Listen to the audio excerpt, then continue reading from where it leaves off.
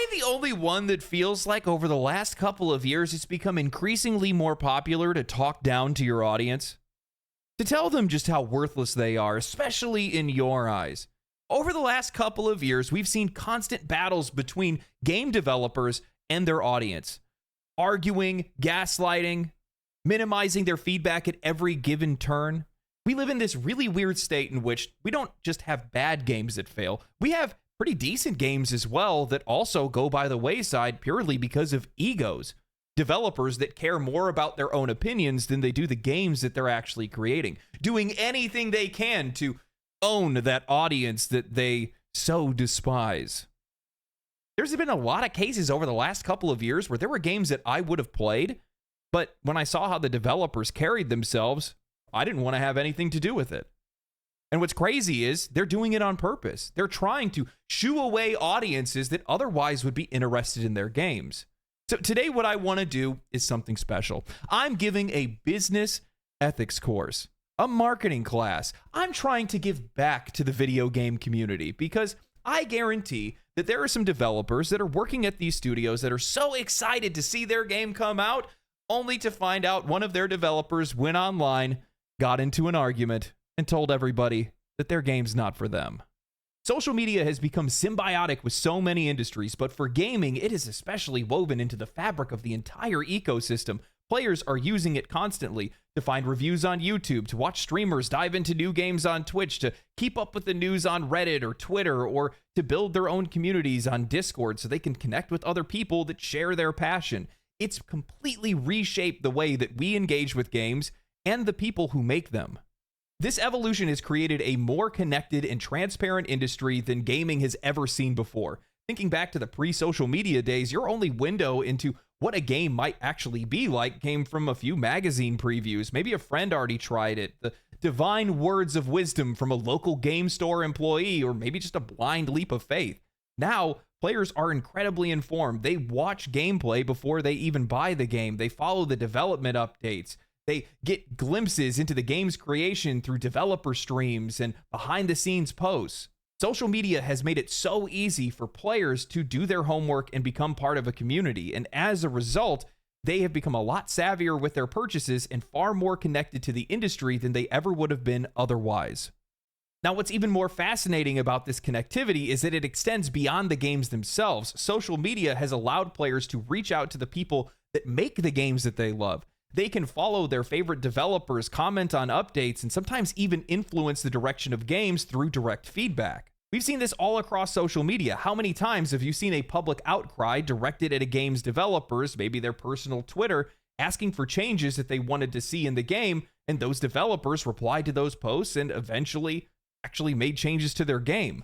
This is a huge shift, a direct line from the creators to the community. Personally, this is one of the reasons why I believe so many games have reached such explosive popularity over the last few years, and it's because players are more connected to these games, the developers, the process of making them, and they find new games easier. Now, what's wild is that the opposite is true. These developers have a direct window to their audience. They can see what they want. We live in a time in which it has never been easier to designate a target audience, see what they're interested in, understand what they are looking for in games, and know exactly what kind of response they want. Take 10 minutes to browse a genre subreddit, watch a couple highly viewed YouTube videos, and you can quickly ascertain what features players are feeling or missing in games today and understand what they love most about the games that they are playing. So today, developers have some of the best tools available to be wildly successful. However, those very tools can be the instruments of their downfall. You know the old saying, never meet your heroes. Well, it's especially true in gaming. The developers whose work that you admire might not actually turn out to be people that you like or have anything in common with. And this door swings both ways, which I think is the crux of the issue. Not only can we see them for who they really are, but they can see our unfiltered opinions. We've seen growing tensions between games media, game developers, and their audiences, and a lot of that has to do with the frequency, transparency, and ease of access when it comes to social media. Developers can ruin their own success before it even starts. We've seen it countless times by now, and it's a weakness that this industry didn't have at birth, it grew into it. If developers let their egos and opinions get in the way, or worse off, they think that social media is a full reflection of real life, poisoning their perspective on who their audience truly is, well, they could find themselves driving away potential customers by their own actions. It's easy to forget in the moment of posting something online, but they're not just speaking as individuals, they are representing a company, their team, and the game itself. One misstep, one condescending tweet, and they can alienate the very audience that they need on their side. Social media is an incredible tool, but it's a double-edged sword that the industry hasn't figured out how to wield responsibly. Social media has made gaming more popular and accessible than ever before. You have the ability to go out and find your audience and make the exact game that those players want to play. But because of the nature of social media, if your worldviews and your personality is not congruent with that audience, you will sink your game. It's as simple as that. Sure, there's probably going to be some people that are out there that are saying, well, you need to represent both sides of this issue. Can't developers be human? No, they can't. When it comes to these interactions between players and developers, the responsibility, the accountability ultimately falls with the developers. Players, by nature, are a diverse group, passionate, opinionated. They can be toxically positive or toxically negative. But the critical distinction here is that they do not represent a company. Anything beyond actions that would cross legal or ethical boundaries, they do not have the same level of accountability. Developers, on the other hand, they're professionals. Well, they're supposed to be professionals, working in a forward-facing role. I realize that they probably haven't come to terms with that necessarily just yet, but because of the nature of social media, whether you're on the clock or off the clock, you are a representative of your company. The things that you say, the things that you do will fall back on that game, on that product, on that team that you're working with. That's just how this works. It's the reality of the situation. It's the reality of working in a public-facing role. No, they have to realize that they have to maintain some level of professionalism. But the problem is that's, well, a little bit too much for some. Now, there are some recent situations that I've seen and some older ones that I want to touch on to bring greater context to this issue and show just how much of an impact developers' words can have on the success of the games that they've worked on. We've all seen how easily the scales can tip. Helldivers 2 is probably the best example of this. When that game was riding high, the developers were constantly engaging with their audience. That audience continued to grow, but after a few choice interactions and Sony's backstabbing, all of that goodwill was lost in the blink of an eye. The players that were on the side of the developers, even when the game had these persistent issues with performance, matchmaking, connectivity, and more, but all of that went away because it seemed like the game's success had gone to the heads of both the developers and the community managers. Now, this all started off with the game's initial balance patch, which essentially took players' favorite weapons away from them, made the game feel worse to play, and ultimately started its mass exodus. Throwing gasoline on an already raging fire, the developer behind the balance patch took to Reddit to push back against players, defending the changes, and later pretentiously admitting that they were intentionally aggravating the audience for their own entertainment. Funny enough, all of the balance changes that this developer was defending have been removed from the game, and their Reddit account has been deleted. Matters only got worse when Discord mods went rogue over players complaining about furry art, banning people for using clown and throw-up emojis, and later community managers minimizing players' feedback regarding the Sony account linking issue. When a player had said, "This will kill Helldivers 2 on Steam, backpedal or lose your player base," a community manager responded, "I thought you were refunding and leaving." This whole "we know better than you" attitude proliferated throughout the entire game's community team, ultimately resulting in more players leaving and these community managers losing their jobs. Just last year, we had Bethesda's Emil Pagliarulo take to Twitter during the backlash over Starfield, where almost unanimously players felt completely underwhelmed by the game's lack of freedom and muted narrative, saying, "Funny how disconnected some players are from the reality of game development, and yet they speak with complete authority. I mean, I can guess what it takes to make a Hostess Twinkie, but I don't work in the factory, so what the hell do I know, really? Not a lot." Continuing on with their post to try to talk about how hard it is to make video games and how players need to be empathetic to the process, even though they are the ones asking for our money, he concluded with, "So yes, love games, buy them, play them, and complain about them to your heart's content. It's the sort of nature of the developer-player transactional relationship, but just know that the games that you are playing in some ways are a freaking miracle in and of itself. Normal people have come together to work for years for one goal, to bring you fun and happiness, so it helps to remember that, and them." Still to this day, I am stunned by the lack of self-awareness when you recognize the transactional relationship, tell us to buy things even though we're going to complain about it, and then tell us to remember the people that made it for us because they wanted us to have fun and be happy, when those very games that we're complaining about failed to do those two things. I'll recognize your hard work. I'll applaud it. Hell, I'll tell other people to buy it if it's actually worth my money.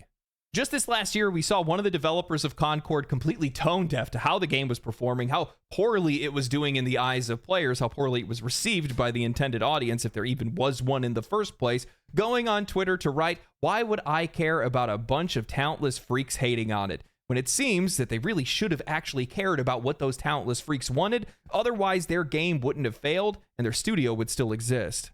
News just broke recently with the art director of Avowed who took to Twitter to air their grievances pre-election, saying that Trump voters need to feel the sting of shame for the rest of their putrid lives, in response to someone else that was saying that they need to crush their spirits into blood and earth. After Avowed found itself in this internet moment over the game's use of pronouns and gender expression, they retreated to Blue Sky to mock Elon Musk, saying, "I wanted so badly to make him mad with my game, and I can't believe it actually happened."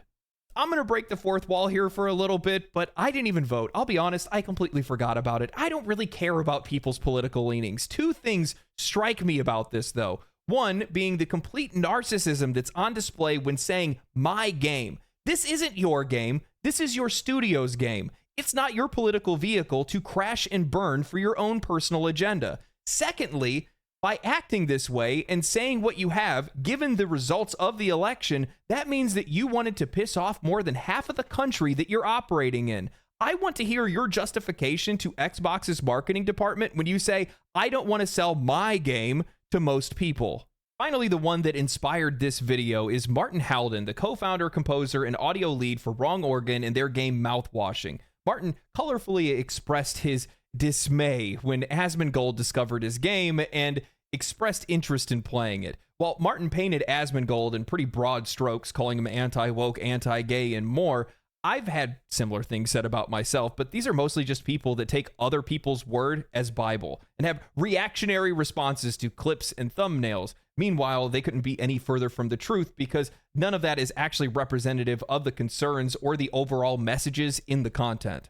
Much to the dismay of Martin, but luckily for Wrong Organ, Asmon took the high road. He played the game, enjoyed it in front of an audience of almost 40,000 people with a VOD uploaded onto a YouTube channel that receives tens of millions, if not more, views per month, and exposing the game to that many more potential customers. All of these examples show a staggering disconnect from reality, developers failing to grasp the impact their actions have on how their games are perceived. Whether it's intentionally antagonizing players, dismissing legitimate criticism, or using their position to push their own personal agenda, the consequences are all the same. They are alienating their audience and driving potential customers away. This isn't about silencing developers or denying them personal expression. It's about recognizing that working in a public-facing industry comes with responsibilities. If your audience feels dismissed or insulted, they're not going to stick around out of loyalty. They are going to move on to a developer that respects them, values their input, or acts responsibly. Games do not sell themselves. They rely on word of mouth, on trust, and on the connection between the creators and the players. Developers who fail to understand this are gambling with the livelihoods of their teams and the future of their studios. At the end of the day, a player might forgive a performance bug, a balancing issue, or even a poorly written narrative, but what they won't forgive is being treated as if their opinions, money, and loyalty don't matter. It's narcissism. That's it. It's as simple as that. You saw it in some of the posts that I'd showed. My game, my game. It's not your game. It's your team's game. It's your studio's game. It's your publisher's game. And everything that you say and do puts them all at risk. It's like none of these people have ever worked a retail job before or recognize or realize that they work in the retail industry. You might be a creator, but you're creating a retail product.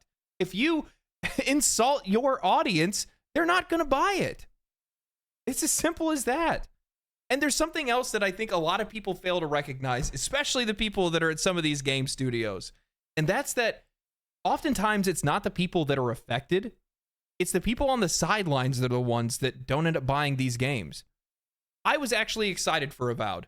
I saw it. I was relatively high on it. I talked to a couple of my friends about it that already got the chance to play it hands-on. I watched a couple previews online. Everybody had a lot of really good things to say about it. I was like, oh, cool. Looks good. Then I saw what the art director said online, not only with their hiring practices at one point, but also with some of the things they've said recently, and was like, yeah, I don't want to have anything to do with it. I don't want to have anything to do with a company that's like that. It makes me kind of feel bad for purchasing some of their older games.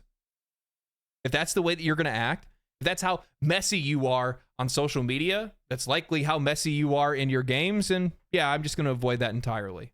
And there's probably a lot of people that think that way. I would guarantee anybody watching this video right now saw a company make or take an action or do something or say something or whatever it is and said, yeah, you know what, I'm just not going to buy from them anymore. It happens all the time. You represent your brand at all times. Your actions completely reflect your studio, regardless of whatever you do, because you're in a public-facing role. That's just the nature of this industry today. And when you're sitting back and you think that your political positions, that arguing with gamers on the internet is more important than your coworkers having the ability to feed their families, you don't see anything wrong with that. Because ultimately, that's what this comes down to. All it would take is a few seconds to look across the entire industry and see that the most successful studios, the most successful games, don't do this. Because it's a very simple thing not to do. You know what these companies do? They keep their mouths shut and they let the product speak for itself.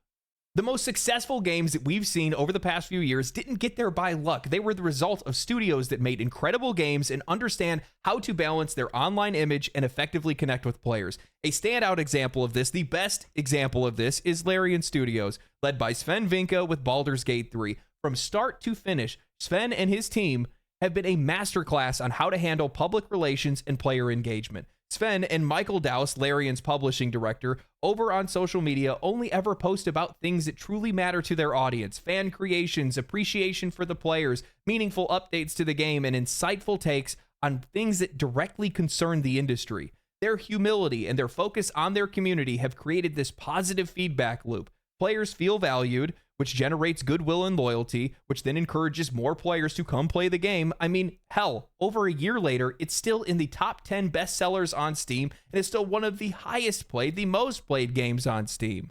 What's truly noteworthy about Larion is how they approach their marketing, or rather, anti-marketing.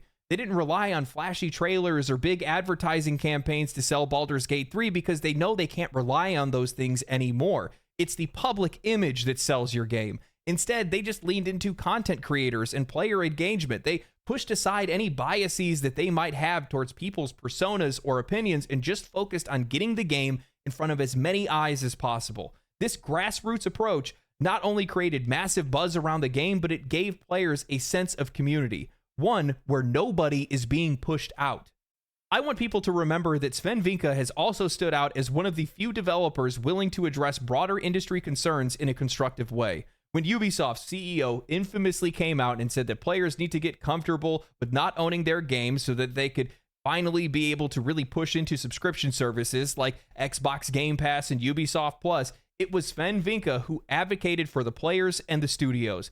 He didn't dismiss concerns or deflect. Instead, he engaged thoughtfully, demonstrating once again why Larion is held in such high regard.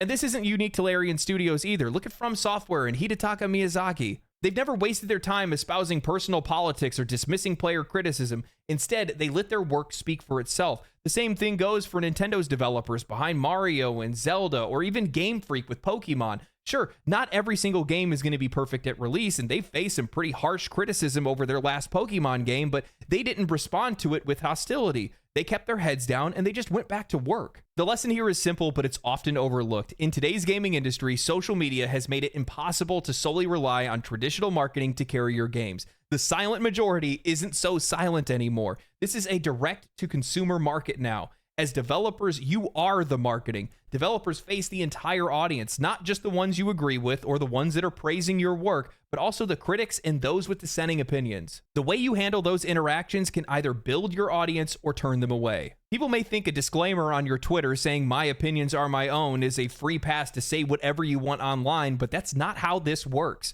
When you are a developer, especially one attached to a major product, your words carry weight, whether you're on the clock or not. Your actions online don't just affect you, they affect your team, the studio, and ultimately the success of your game. One poorly thought out tweet or a dismissive comment can ripple out, turning both allies and critics against you. The reality is that players don't just buy your games, they buy into the people that are making them. Studios like Larion, FromSoft, and many others understand this. They know that respect for the audience, humility, and thoughtful engagement is key to building lasting success. Developers who forget this, who let their egos and personal agendas overshadow their work, risk alienating the very people that they need to succeed. And in an industry that is as competitive as gaming, that is a risk that no one can afford to take. You know, it's sad to see how divisive things have become, that so many people would want to die on this sword when it comes to some of these issues. Well, I can't really be all that upset about it, right? I get pretty good content out of it. You guys get entertainment out of it. So it's a pretty good exchange. So thank you for that one. But, you know, I sit back and I look at some of these conversations of some of these failed games, studios that their games did not do well. And I see how they treated their audience or potential audience, the things that they said, the hills that they wanted to die on. And I just say, was it worth it? Because the result of all of this is that your fellow employees are likely going to get laid off, or your studio is going to get closed, and now you guys have to go into a market with a big black mark on your resume. Oh, what was the last game that you worked on? Concord. Ooh. No, actually, we're not hiring right now. You know, I think part of this is just growing pains. COVID definitely grew social media exponentially. So many more people signed up for it. So many more people are using it. People are using it for things that they weren't using it for before. People are connecting with brands in ways that they never were before. And it turned a lot of people into public-facing entities of their company that they're working for, and they're just not used to that. And this is the result of some of that stuff. But you know what I would do if I were some of these companies? Instead of doing sensitivity training, I would instead do digital footprint training, because I think that's probably going to be a little bit more useful for some of these guys. You know, another thing I was thinking about is that Baldur's Gate 3 has all of the elements that so many people are culture warring over. It's all there. But that game never received that kind of backlash. And I think part of it, most of it, has to do with the quality of the game. Baldur's Gate 3 is just fantastic, right? It's just one of the best games that's ever been made. But outside of that, they handled those issues with eloquence, with care, the things that those kind of issues deserve in the first place. They did it tactfully. They didn't shove it down the player's throat or anything like that. But more than anything, and I think this is the most important part of it, is that there was no moral grandstanding. They didn't go and announce it to the audience.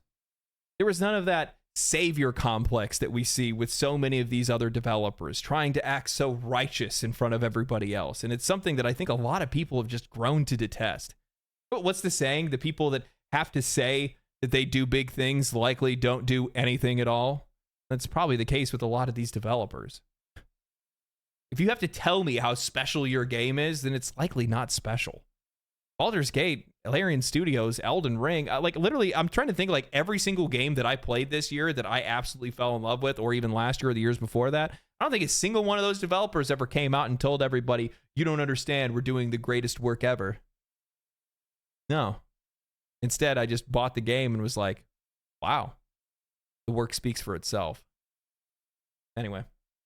Hope you guys enjoyed the video. I'm really interested to hear what other people think about this, because I think this is actually probably one of the biggest threats to a lot of games that have been coming out and a lot of games that will be coming out in the future. And this is something that these companies need to get a handle on, because if they don't, it's just going to get out of control. And I mean, I'm completely fine with that. That gives me more content to cover, but it also makes a lot more room for other developers that understand how this all works to, get ahead. But yeah, anyway, let me know what you guys think. Anyway, stay cool, stay righteous, stay safe. Follow me on Twitch if you guys want to catch me live. Like the video, subscribe to the channel, share it to your friends. And that's all. Peace. Family.